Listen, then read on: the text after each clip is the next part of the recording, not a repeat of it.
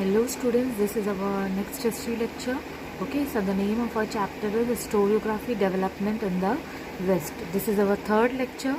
In the previous lecture, we have studied what is historiography, what is tradition historiography, and what is modern historiography. From tradition historiography, how we have come in today's generation into modern historiography. This we have learned in the previous lecture. Now in this lecture we are going to study about some of the notable scholars who have done remarkable things in the modern historiography. Okay, so these are the notable scholars: René Descartes, Leopold von Ranke, George William Frederick Hegel, Michel Foucault, Voltaire and Karl Marx. These are the notable European scholars. Okay, this can be asked in your web diagram. Notable European scholars, what we have to write: René Descartes, Voltaire, George William Frederick Hegel, Leopold von Ranke, Karl Marx and Michel Foucault. Now first we are going to study about René Descartes. René Descartes was born in 1596 and he died in 1650. Now he was the foremost among the European scholars. He insisted on verifying the reliability of historical documents by critically examining them. He has given rules in his book Discourse on the Method. As I have already told you that in the previous lecture we have studied that whenever we are getting any historical development, it is our duty, it is a duty of the historian that he has to critically examine the document whether the particular document is correct or not. Each and everything should be examined very deeply. Only then we can come to the conclusion that this particular thing belongs to the previous history. So he has given several rules about how to examine the particular document in his one of the book. The name of the book is Discourse on the Method. Following rules is supposed to have a great impact on the scientific method of research, as in the previous generation whatever their ancestor used to tell them about the past history, the people used to believe that. But now as we belong to modern generation, we are proving everything scientifically. Okay, so he has told that in his rule he has told that we should prove each and every historical thing scientifically, never to accept anything for true till all grounds of doubt are excluded. Okay, so whenever we are getting anything, we should not leave a single ground, not a single thing should remain unexamined. Each and every single point should also be included in our conclusion. Okay, after clearing all the ground, then we should come to the conclusion that this particular thing is correct or not. And this things are stated by René Descartes. Okay, these are the four rules as we have studied previously also. First, whenever we are getting anything, we are assuming that this particular thing is historical. Okay, then we are asking different question to ourselves. We are examining that particular thing. We are asking question to ourselves, and when we are getting the answer of our question, then only we can say that this particular thing is historical document or historical thing. So all this is stated by René Descartes, that whenever we are getting anything, we have to prove that scientifically that this particular thing is historical or documents or not. And many rules he have stated how we should come to the conclusion. He has stated in one of his book, and the name of the book is Discourse on the Method.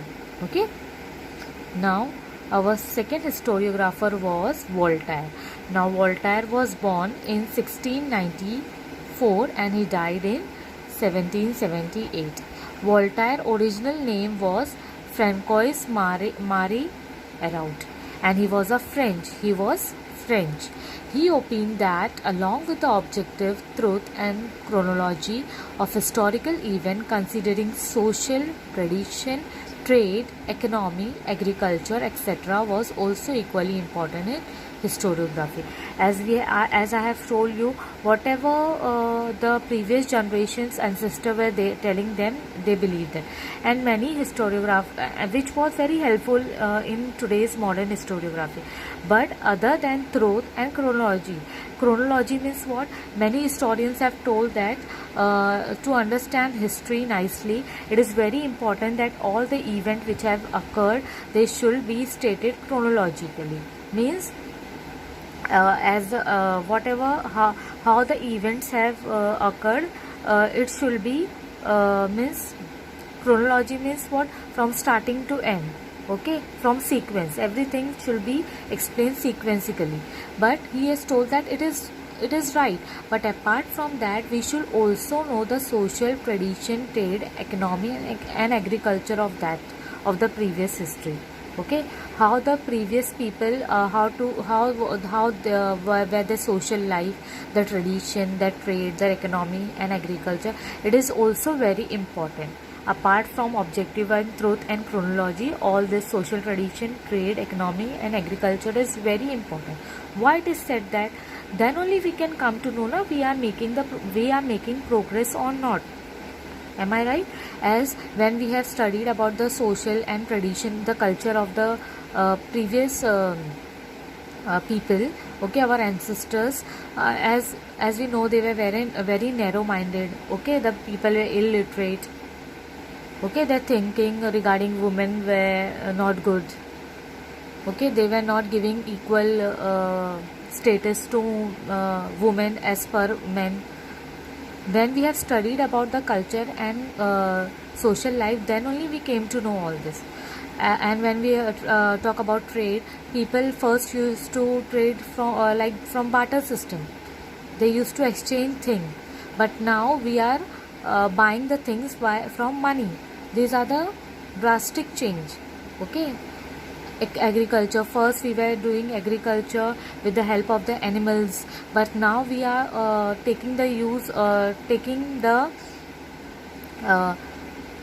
making use of modern technology in agriculture, which is very helpful. Only by studying the previous custom, tradition, agriculture and all, we have made progress in today's generation. So same way Voltaire told that understanding all the aspect of human life is very important in writing history. Okay, we should not only study about the events, we should also study about the social life and all of the previous people. Then only we can come to know that how much progress we are making, what were the changes from then to now. So because of this thought of Voltaire, he was also known as the founder of modern historiography. This can come in your fill in the blanks. Who was the founder of Ms. Dash was the founder of modern historiography? So your answer is Voltaire. This can also come in the incorrect pair. Identify the correct pair. Got it, everyone? So about Voltaire, what we have studied, that Voltaire told that apart from objective of truth and chronological means stating the events chronologically, apart from this, it is very much important to know about the social tradition, culture, economy of the previous people, of our ancestor, which is very important in writing the history. Now, our third historiographer is George William Friedrich Hegel. He was born in 1770 and he died in 1831. Hegel was a German philosopher. He was which philosopher? He was a German philosopher. He insisted that historically reality should be presented in logical manner. Logical means what? Assuming anything is not correct. Okay, whenever we are assuming anything, we should not take it as a correct thing. Okay, our assumption assuming anything is not good, is not correct. We should think in a logical manner whether this thing is correct or not. We should think logically. We should ask question to ourselves. we should give scientific explanation to that particular thing. Only then we should say that this particular thing is correct. Okay. He also thought that presentation of history is bound to change over time as new evidence would come forth. For example, as I told you, whenever we are experimenting anything in science, okay, we are getting the same result. Then only we are telling that this by combining two chemicals we will get the same result, whoever performs it. But in history it is not like that. As in the previous our previous historiographer has given the proof, and they have stated that this particular thing is right, this document is right. But as we will get more proof, okay, further if we will get more proof, which will be the evidence that this particular the previous historiographer which he has told was wrong, and I am giving this evidence, this is true. Okay, so history changes when we bring the proof, means the proof which the previous historiographer has given was correct according to him. But now, as I have got more evidence, so I am proving with my evidence that what the previous historiographer has stated was wrong. So he told that history is bound to change over time as new evidence will come forth. If new evidence are coming forward, and in according to that evidence, the previous historical documents was wrong. So by giving the evidence, I can say that the historians which the previous historian has told is wrong, and I am giving the proof. So history changes with the bond of time. To him, timeline of historical events was indicative of progress. He told that when he has studied all the timeline means what, according to the year whatever he has studied, according to him, the history has made many progress from our ancestor age, means from ancient to medieval, from medieval to modern age. We have human life. In human life there are many changes, and which is progressive. Okay, so what he has told, that presentation of history should be in logical manner. We should think logically. Okay, we should give scientifically proof. We have to means we should think scientifically. And second thing is that history is bound to change from time by and it should be proved by the new evidence. Now he has also told that Hegel's philosophy convinced many scholars that historical methods were not of lesser quality through they differed from scientific method. As I told you, we are proving everything scientifically. Okay, it is other than science. History is different than science, but it is not lesser important than science. History is also very important for seeing the progress what human has made from the ancient till the modern age. Okay. The collection of his lecture and article is published in a book entitled Encyclopedia of Philosophical Science. Now, this Friedrich Hegel was also a lecturer. He was a professor. So, he has published a book. The name of the book is Encyclopedia of Philosophical Science, and in his book he has stated all these things, that we should think logically and history changes from the bond of time. As the time changes, we are getting more and more evidence, and with that evidence we can prove that previous history was not correct, and now what we are bringing forward according to the time, that thing is correct. His book Reason in History is well known. Okay, one more book is there, Reason in History, which is very well known in the historiography. Now our next topic is dialectic. According to Hegel, grasping the meaning of any event happens in terms of two direct opposites. For example, true, false, good, bad, etc. Now, what is this concept? I will tell you. See, whenever I am telling you that this Hegel has told that whenever we are saying that this particular thing is true, okay, so we should also know now why it is true.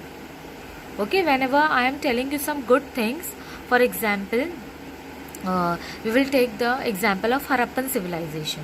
Okay, it is said that Harappan civilization has been vanished due to flood. Flood came and the whole Harappan civilization has demolished in that flood. This is the previous history what we are hearing till now. But if we are, this is our assumption, we are assuming this thing. Okay, when but we should also take one more thing, that it was due to flood. We are assuming that this is due to flood why Harappan civilization has vanished, but there might be some other reason also. This is our assumption, but there might be some other reason also because of which the Harappan civilization have been vanished. Okay, got it? Maybe some diseases have come because of which all the people have died. This also may be one of the reason.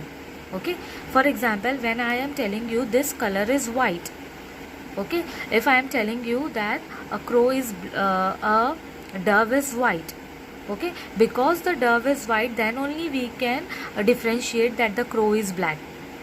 Got it, everyone? So we should also, as we are always saying that a coin has two sides, so we should always show both the sides, why one thing is good and why one thing is bad. When we are showing you the particular thing is good, we should also know why that particular thing, why the other thing is bad.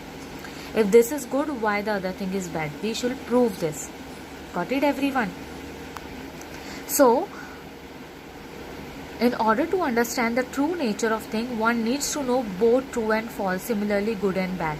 For example, if one particular medicine is good for you, okay, so I should prove that why the previous medicine was bad and why this is good.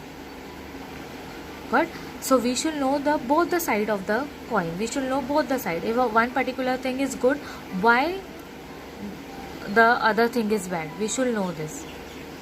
This method of analysis, which is based on opposite, is known as dialectic. This is known as dialectic. In this method, a theory is proposed at the beginning, which is called thesis. Now, thesis is our assumption. We are assuming that this particular thing is correct. That is our thesis. The another theory is proposed, which is contrary to the thesis, is called antithesis. For example, does. Our does is thesis, and don'ts, why we should not do that thing, that is antithesis. By combining all this good, bad, true, false, by combining all this, what we are getting, what conclusion what we are getting is our synthesis.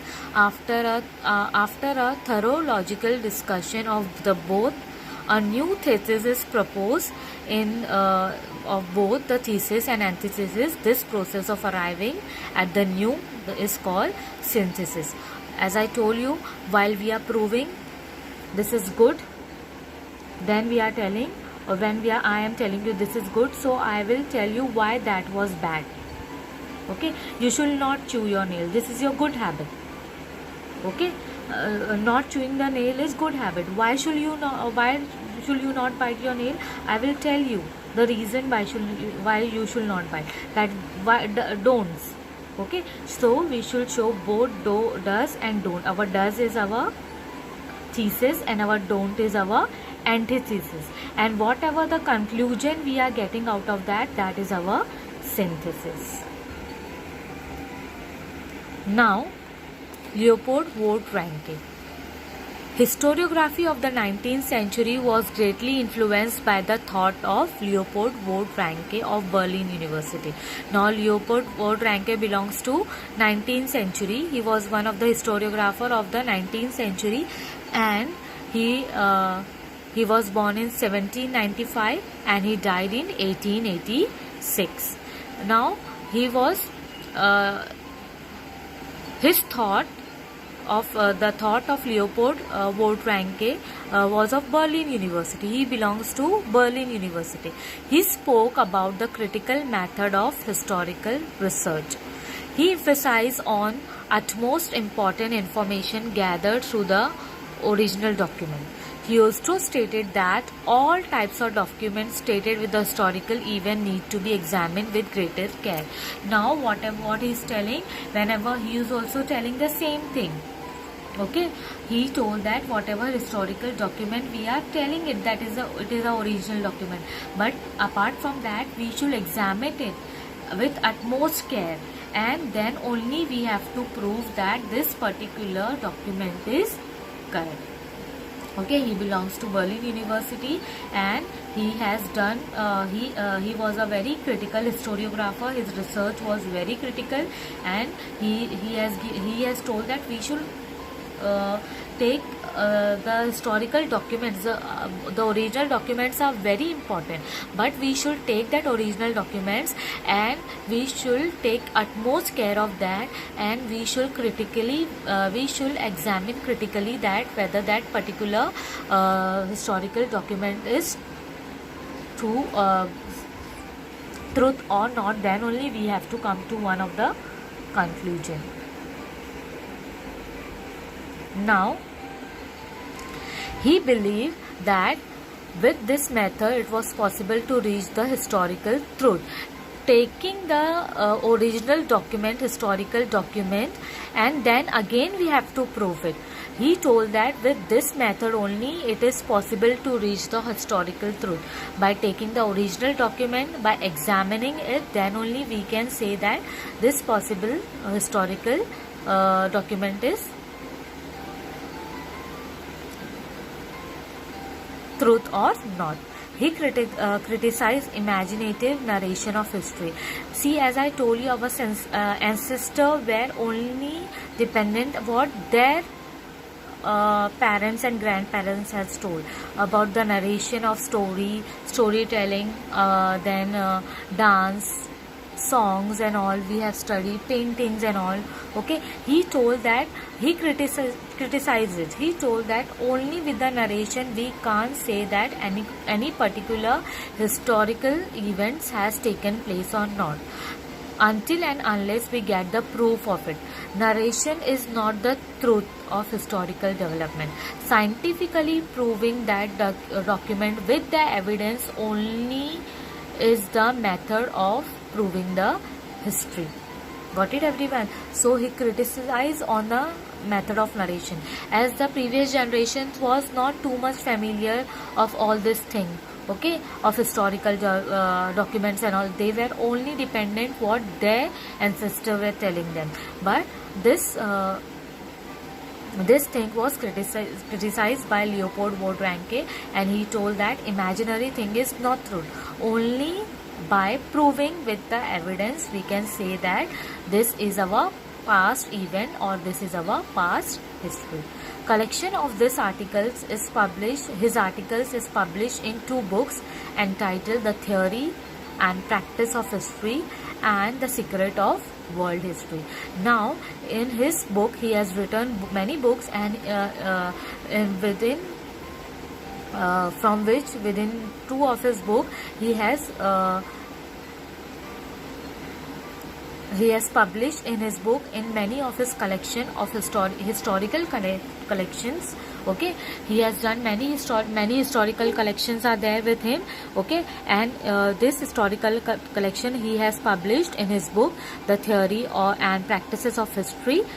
This is one of the book, and the second book is that The Secret of World History. These are 2 of his book. Okay, so about what Leopold von Ranke, what we have studied, that examining any historical development by evidence is examined as only then we can assume it is good. No narration. He criticized on the narration about the storytelling or painting.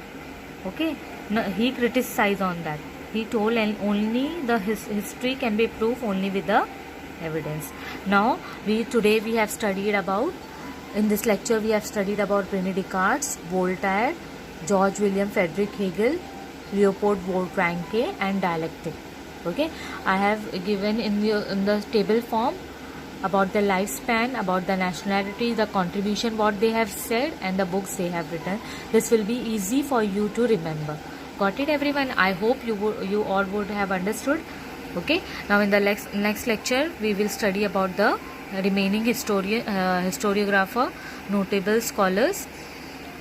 So today we have seen about René Descartes, Voltaire, George William Friedrich Hegel, Leopold Ranke, about the lifespan, about the nationality, and what contribution they have done as a historiography, and the books they have written, and in the books what they have written, and how the ideas have helped us to know more about the modern historiography. Thank you, students. I hope you all would have understood. Thank you.